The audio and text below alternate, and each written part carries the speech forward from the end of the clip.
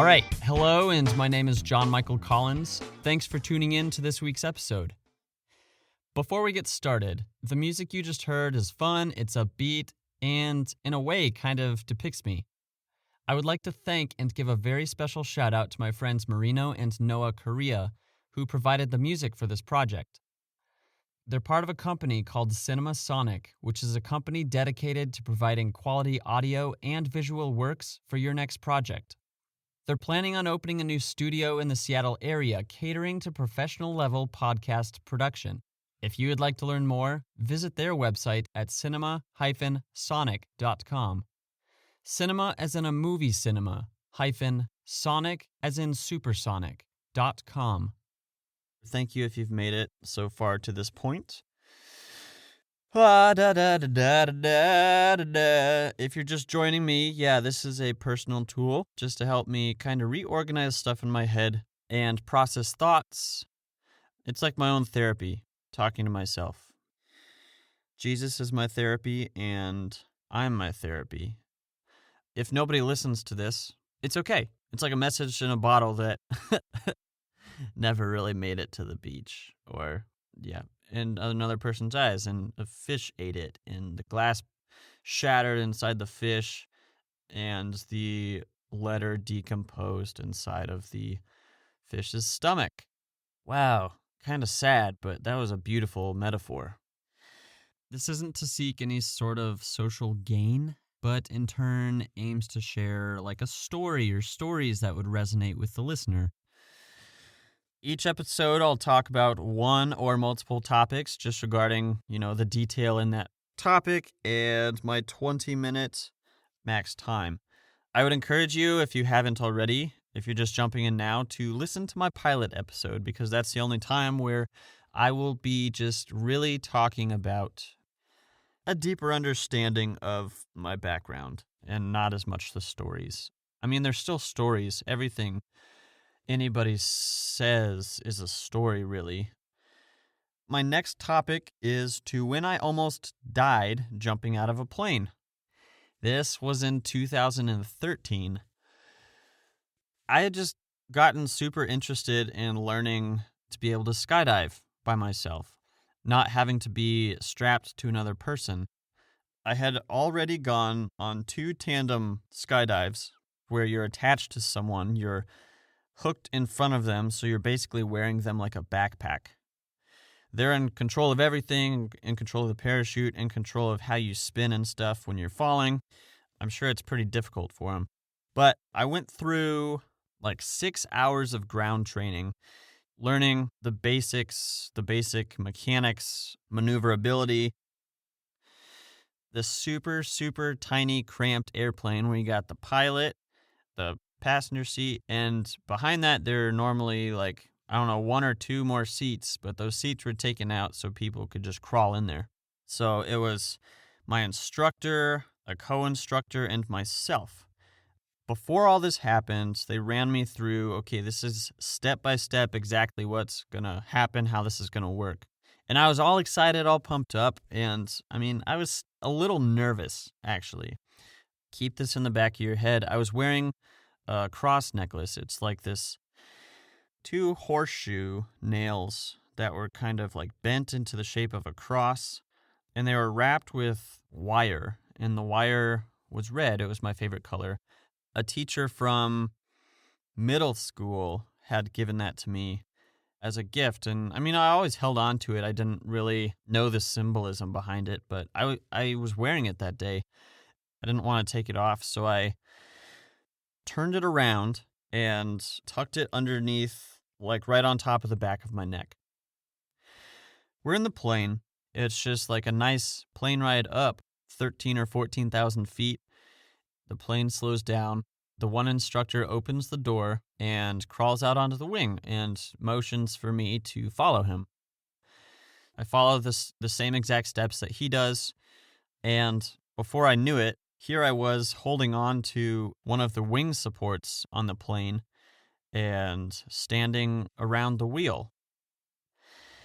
We did these push-ups on the support, so we went and 1, 2, 3, and then on 3, we pushed off the wing just straight directly back. So the wind caught us, pushed us back, and the plane flew forward. And now here we are just free falling. I turned left, I turned right, did some other acrobatic aerial maneuvers, and then I did one of them that was a little shaky. It was okay. But then all of a sudden, I think after like 35 seconds or so, I pull my parachute. I'm just enjoying the view, looking down at the ground. I'm in the air all by myself. Just me, the parachute, the sky, the ground, Jesus. And I was wearing a one-way walkie-talkie on my chest, so I could hear what my instructors were telling me to do, where they were telling me to go. Fast forward to when we're about to come into land. I see the ground. I don't know. I'm like 100 or 200 feet above it. Coming in kind of hot. And what you're supposed to do is you're holding on to these ropes with handles that are called toggles. With your right hand, you pull, and then you spin to the right. With your left hand, you pull, and you spin to the left. When you pull them both at the same time, it's pulling the brakes. And when you come into land, you want to pull them just a little bit. So you're coming in almost parallel with the ground so you can land on your feet. I pulled the toggles as hard as I could, swung forward while the parachute stayed back. So now, I don't know, I was maybe anywhere from, say, 10 to 20 feet above ground when this happened. What felt like that anyway. And the only thing between me and the ground at this point was my cross necklace, my shirt, my parachute bag, and grass. Oh gosh, this is like going to give me nightmares just talking about this again. Seconds after I pull the toggles down, I land flat on my back on the ground. I saw this white flash, and I heard 3 pops. I'm pretty sure, I don't know if this is actually what they were, but we found out that I had, if you think about a pen, like a ballpoint pen, you had the little ball on the tip, the carbide ball. It distributes the ink so you can write. I had a spinal fracture that was like that size. I had just like a super, super tiny fracture in my rib. I was like, ow, what just happened? That hurt. I feel okay, so I stood up. I walked back, and they were just terrified that I was even walking.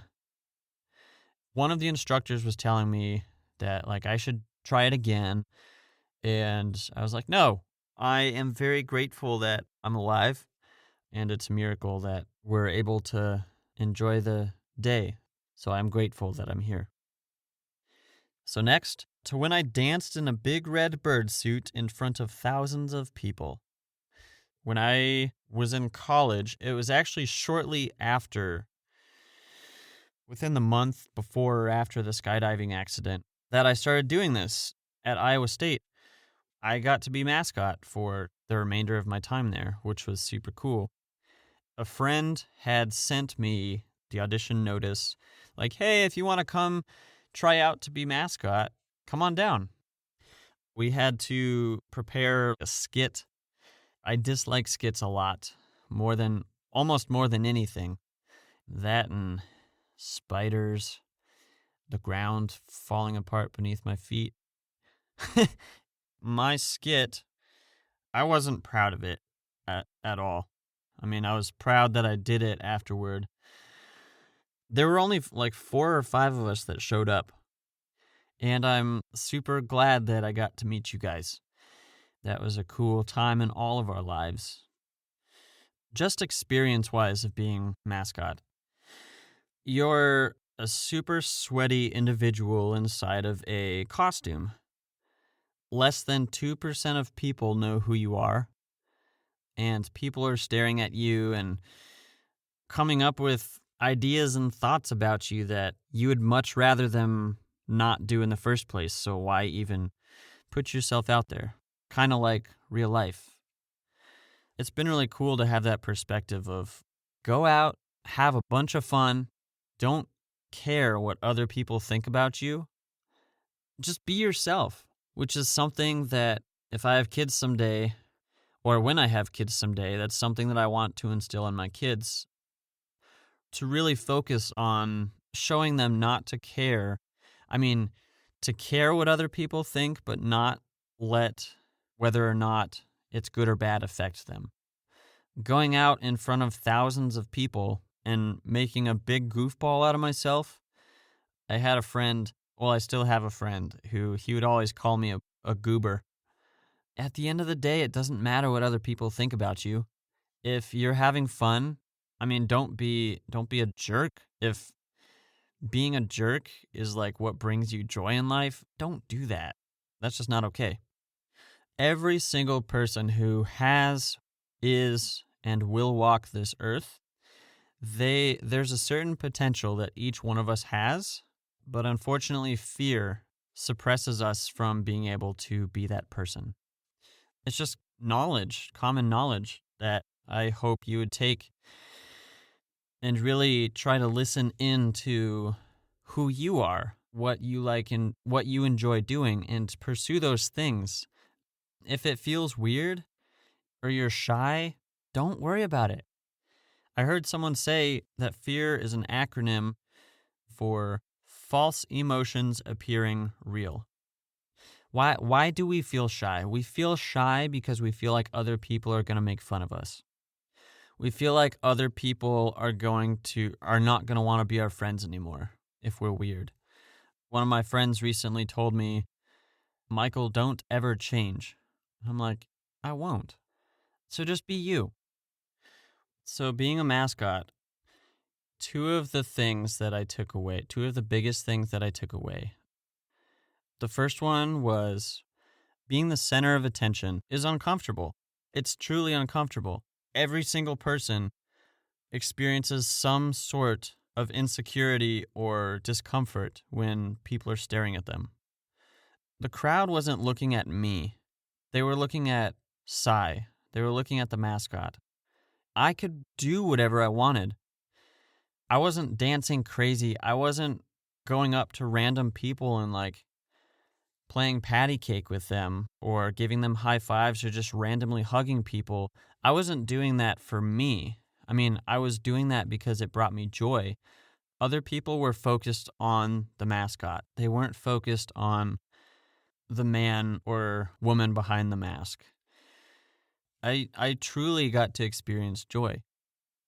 Now that I don't have that mask anymore, it's interesting because like you're hearing my voice right now, but you don't really see my face. So like I can kind of hide and be myself.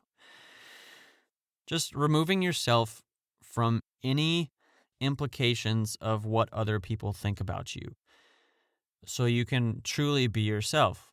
It's like there were two different personas going on here in the whole mascotting scenario.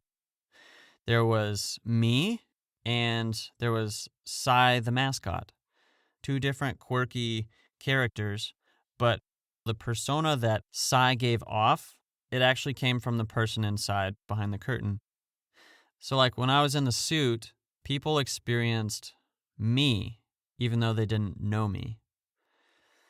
So in a way, it wasn't about me. It was about Sai. It was about bringing as much joy and love to people that I could. Tens of thousands, if not hundreds of thousands of people have interacted with Sai, and Sai's persona comes from the one who is actually bringing Sai to life. Everybody had their own personal interaction with Sai. My last event where I got to be Sai was a golf tournament. It was me and a couple of the cheerleaders from Iowa State. And I don't know, every 6 minutes or so, someone would come up on their golf cart to play that hole. It was such a hot day outside. Wow, actually, I'm pretty sure that my first event as Sai, I was also outside. It was a parade, and I had no clue what to expect. So I'm in the suit, and I start dancing right away, and just like, I'm just all of a sudden burnt out and so tired. And people were telling me to conserve my energy.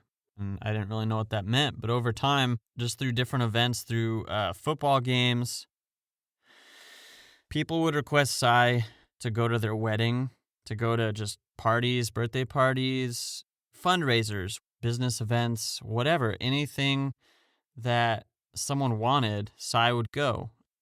I got to meet so many people. As Sai, I got to shake hands with an astronaut, which was super cool.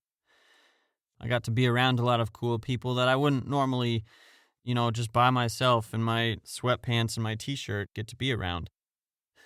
Just to bring you in for a little fun, during football games were a blast because each person who was on the mascot squad would get to go out in mascot for a quarter of the game. It was just super cool because we got to interact with people.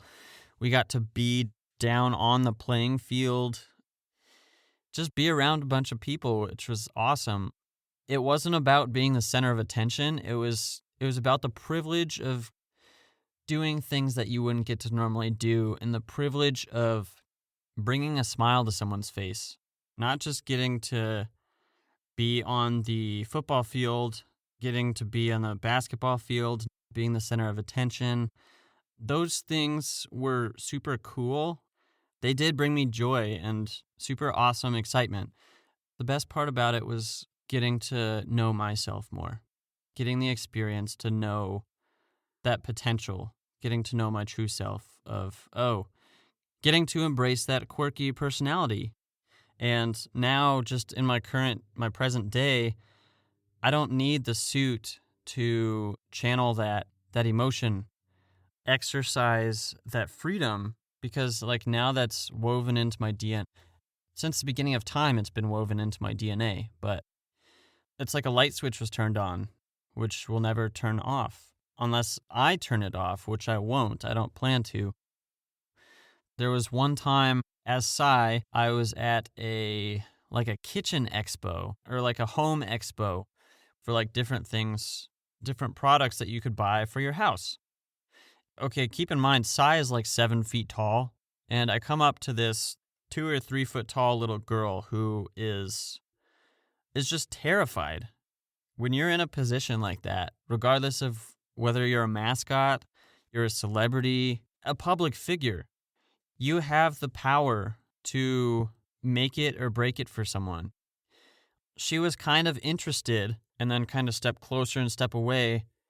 I think what we learned was to make ourselves look as small as possible. I got down on the ground, put my hands over Sai's eyes, and started playing peekaboo. I played peekaboo with a whole bunch with everyone, with the illusion that they don't think that I can see them. So I was down on the ground with dozens of people walking past me, trying to get my attention so that they could get a picture with Sai or get an autograph. I ignored every single human being other than that little girl. That specific moment, trying to convey that she doesn't have to be scared. This big red giant bird is a friend and just wants her to be happy, doesn't want her to be scared. After 5 or 10 minutes, I believe she finally warmed up and gave Sai a hug. Be yourself. Don't care if other people think you're weird. And most likely they're probably not thinking that. You're just thinking that they're thinking that. I really want to thank you from the deepest part of my heart for tuning into this episode. Please feel free to share this with your family and friends and anyone and everyone you know. And also, if you don't mind, head over to my website, which acts as my creative portfolio, johnmichaelcollins.com. Baloney. Thanks for listening.